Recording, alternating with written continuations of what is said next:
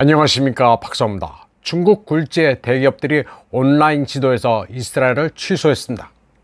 중국의 대표 포털 기업 바이두와 전자상거래 업체 알리바바가 당사자입니다.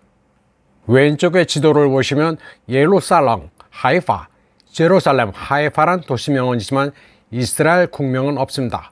반면 리바논, 유에단, 레바논, 조단은 있습니다. 월스트리트저널은 바이두의 중국어판 지도가 국제적으로 승인된 이스라엘과 팔레스타인의 경계선은 표시했지만 이스라엘을 국명으로 표시하지는 않았다고 보도했습니다. 이는 알리바바의 A맵도 마찬가지였습니다. 월스트리트저널 보도에 따르면 이 플랫폼은 룩셈부르크 같은 작은 나라도 명확하게 표시할 정도로 디테일에 신경을 씁니다. 바이두나 알리바바나 이스라엘이 사라진 것에 아무런 논평도 하지 않았습니다. 이스라엘이 언제 사라졌는지는 확실치 않습니다. 다만 8.2 전쟁 발발 직후 논의에 지운 것으로 추정될 뿐입니다. 중국 현지 보도에 따르면 지난 한 달 동안 중국 인터넷에서는 반유대주의적 댓글이 홍수를 이뤘습니다. 주중 이스라엘 대사관도 사용자들의 언어 공격에 두 손을 들고 웨이보 계정에 댓글 섹션을 폐쇄했습니다. 중국 정부는 중동 분쟁에서 어느 편도 들지 않고 교전 쌍방의 적대 행위 중단을 촉구하면서 민간인에 대한 공격을 비난했습니다. 그러나 중국은 오랫동안 팔레스타인을 지지해왔습니다.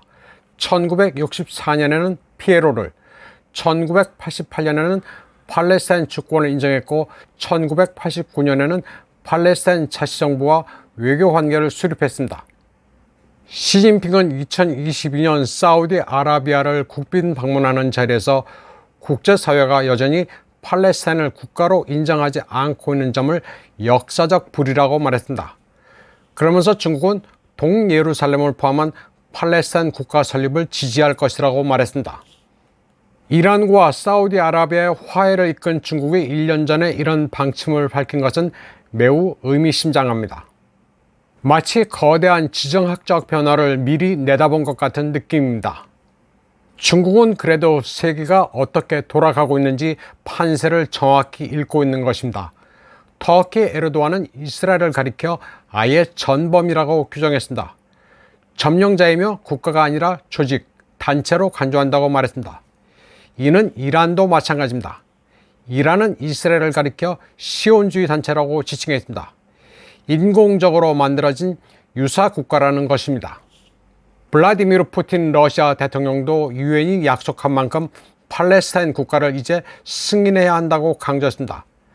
그는 이스라엘의 무자비한 민간인 공격을 비판했습니다. 어린이 여성이 고통을 겪고 의료진이 죽어가는 상황은 말로 표현할 수 없이 슬프다고 말했습니다. 그는 중동 사태가 하마스 무장 세력의 이스라엘 민간인을 겨냥한 테러 공격으로 촉발됐다고 분명히 지적했습니다. 그러나 이스라엘은 범죄자와 테러 분자를 추적하는 대신 집단 처벌의 형태로 팔레스타인에 보복한다고 비판했습니다. 푸틴 대통령은 그러면서 미국이 이스라엘과 팔레스타인의 평화 전망을 방해하고 있다고 말했습니다. 그들은 성지의 지속적인 평화를 원치 않으며 중동의 지속적인 혼란을 희망한다고 시작했습니다. 때문에 즉각적인 휴전을 주장하고 있는 나라들을 비방한다고 말했습니다.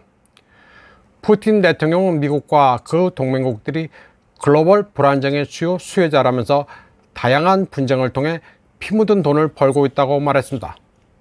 그는 단일 패권을 가진 미국이 운영하는 세계는 산산조각이 나고 있다고도 했습니다. 이번 방송은 여기까지 하겠습니다. 시청해주신 여러분 감사합니다.